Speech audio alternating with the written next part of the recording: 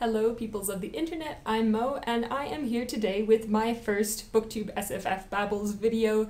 If you are not aware, Booktube SFF Babbles is a way for the community to be involved in the SFF awards for this year. So there is a Goodreads group that has read-alongs for all of the nominated shortlist books, and they also have a list of topics for these videos. If you would like to join in, I will link that down below. But today's topic is overlooked fantasy, so I was really excited to do this one, and I've actually decided that I'm gonna do a couple of videos. So the first one is going to be more recent fantasy, but as if you watch my channel, you know that I love classics. I've also read quite a lot of older fantasy that I feel like doesn't get very much attention. Particularly stuff that is like pre-Tolkien, so like Victorian era or like early 1900s. So I'm going to be coming out with a video about that very soon. But today I'm going to do the more recent works that I feel like are overlooked. So the first thing that I want to talk about today is by an author that is by no means overlooked on Booktube, but I don't hear anyone talking about these books by her, and that is the Orphan Duology by Catherynne Valente. These books are inspired by 1001 Nights, so they're not a retelling, they don't follow the same stories, but they do take the structure from that work. So it does have the nested stories within a story type of thing going on. It does have the listener and the storyteller in these stories which are being told every night. Otherwise, plot-wise, it's completely different. It does pull a lot of inspiration from different mythologies from around the world. So you get Asian mythologies, and I think there's some African mythologies in there. A lot of them I didn't know where they came from. And then a lot of it is just new stuff out of the author's own head. It's very like imaginative and original, and as always, Valente's prose is just beautiful. I would not say that it's a quick read because of the nested structure, so you do go into a story and then get pulled out of it to go into another story and then come back to the original story quite a lot. So this is one where I had to flip back and forth and remind myself what was going on while I was reading it. But over the course of these two books, she weaves all of these different stories that seem completely random and not related at first, and then when you get to the end of the second book, they all come together into this whole, and it's just wonderfully done. And overall, this book really follows and is about the monsters and the outcasts in this sort of fantasy genre. So you follow the monster that everyone is trying to kill, and the witch who everyone is afraid of, and the person who was experimented on by an evil wizard, and these types of characters and how their lives go on after these horrible things happen to them. And yeah, I just really highly recommend these. Book 1 is In the Night Garden, and book 2 is In the Cities of Coin and Spice. The next couple of books that I want to talk to you guys about are Robin McKinley's Damar Duology. I don't think that these are necessarily overlooked so far as the number of ratings that they get, but I don't really hear people talking about them on Booktube. These were written, I think, back in the 80s, and while they are written in the same world, there's not necessarily a book 1 or a book 2 so far as order goes. You can read them either way. They're separated by like 1,000 years in book world, so there wouldn't be spoilers. These are about a kingdom called Damar, and in The Hero and the Crown, you follow a princess who is not quite what people expect or want of princesses in this country, because she can't do magic and all of the nobles in this country do magic, and she feels kind of useless, and she decides to become a dragon slayer, and you follow her adventures and how she eventually comes to save her kingdom from this evil.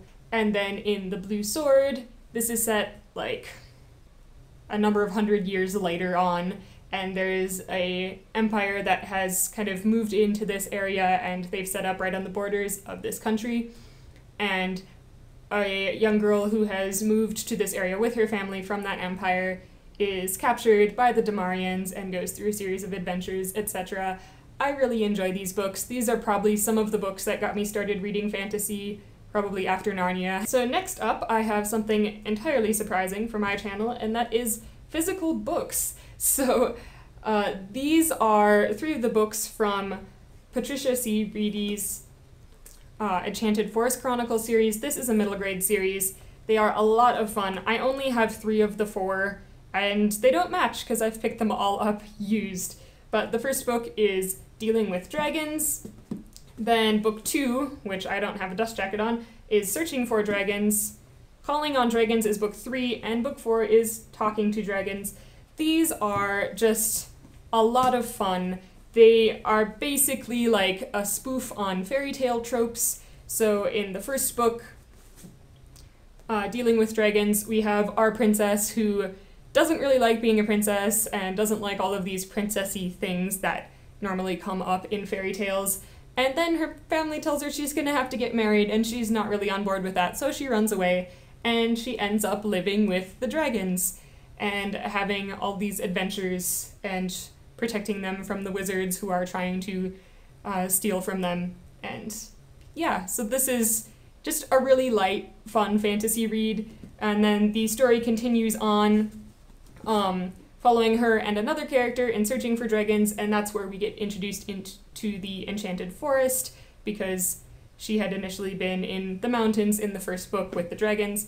And yeah, so this series of books essentially follows her and her family through a series of different adventures. They're so much fun. They're just light, quick reads, and they're ones that I come back to as rereads whenever I feel like I'm getting into a reading slump or I just need a pick-me-up. These are right there for me. The next book that I want to talk about is The Perilous Guard. I do not remember the author's name right now, but it will be over here somewhere on the screen. And this is a fantasy book, historical fantasy. It's set in the Elizabethan era in England, and it's about this young woman who sort of falls out of favor with the queen and is sent off to live in this castle way out in the middle of nowhere, and the castle is called the Perilous Guard. And while she is there, she realizes that this place is kind of close in contact with fairy, and her and another character get captured by the Fae and are taken to live down underground, and she has to become a servant to the Fairy Queen. And this is about her attempting to escape, essentially, and it's just really well written. I really enjoyed this one. I thought the characters were well done, and it does give you a very different look at fairy than a lot of books do, because they tend to be sort of focused on the forest and the woodlands and little pixies and things, whereas these are sort of ancient magical beings that live deep in the ground below the earth, and they're rather ominous and dark. And so I haven't really heard anyone on Booktube talk about this book. I think it's definitely worth a go if that sounds interesting to you. Next, I have another physical book. If you follow my channel, you've seen me talk about this before. This is Sorcery and Cecilia by Patricia C. Reedy and Carolyn Stevermer.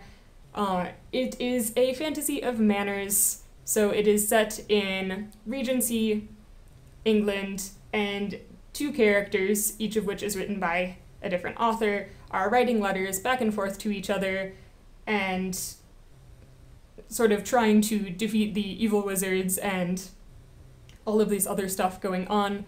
There is a little bit of romance in it, as you would expect from a Regency setting. And yeah, this is just a lot of fun. This is another one that I reread. It is the first in a series. It works just as well as a standalone. It was originally written as a standalone, and then it was the series was carried on. But yeah, if you enjoy Fantasy of Manners, definitely check this one out if you haven't. It's probably my favorite Fantasy of Manners. If you have read any of these books, let me know what you thought of them down in the comments. If you have any underhyped fantasy books that you would like to recommend to me, you can tell me what they are down there as well, or you can link to your own video, and I will talk to you guys next time.